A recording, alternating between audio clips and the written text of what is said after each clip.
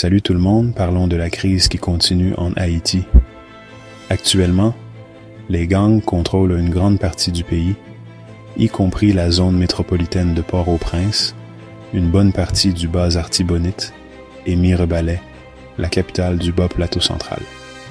La situation est catastrophique. Le Conseil présidentiel de transition, ou CTP, est au pouvoir depuis 1 an maintenant, mais il a du mal à contenir le chaos. Malgré la présence de troupes internationales dirigées par le Kenya, les gangs avancent. Il y a quelques jours à peine, le 18 avril, des opérations policières à Mirebalais ont entraîné la mort de plusieurs bandits et la récupération d'armes, dont 2 fusils d'assaut et un pistolet 9 mm. Mais la violence ne s'est pas arrêtée là.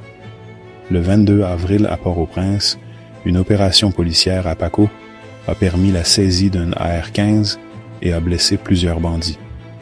Il est inquiétant de constater que des preuves suggèrent que les officiels, Magali, Habitant, Profane Victor et Éléonore de Vallon auraient commandé des armes et des munitions pour ces gangs.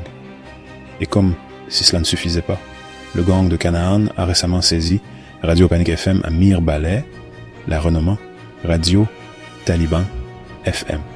Ils diffusent maintenant des messages de leur chef, Jeff Larose, également connu sous le nom de Gaulois. Cette escalade de la violence a de graves conséquences. L'hôtel Marriott de Port-au-Prince ferme ses portes le 30 avril en raison de l'insécurité. La communauté internationale est profondément préoccupée, mais sans vraiment agir comme il faut pour aider à la résolution définitive de la crise haïtienne. Il suffit de regarder ce qui se passe à l'ONU. Le ministre des Affaires étrangères de la République dominicaine a mis en garde contre un éventuel conflit international découlant de l'instabilité d'Haïti, et la Commission interaméricaine des droits de l'homme exprime de vives inquiétudes face à l'escalade de la violence et à la crise humanitaire. Mais au milieu de cette tourmente, il y a des efforts pour apporter des changements positifs.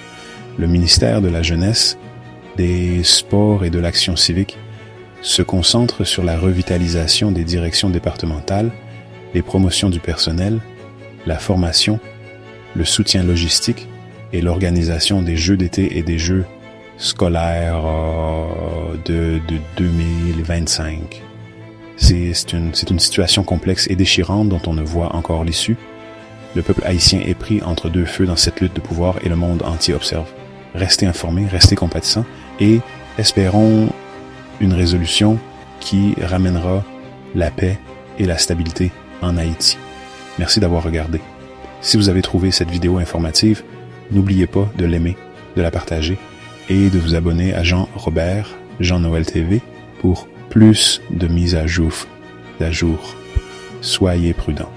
À la prochaine sur cette chaîne.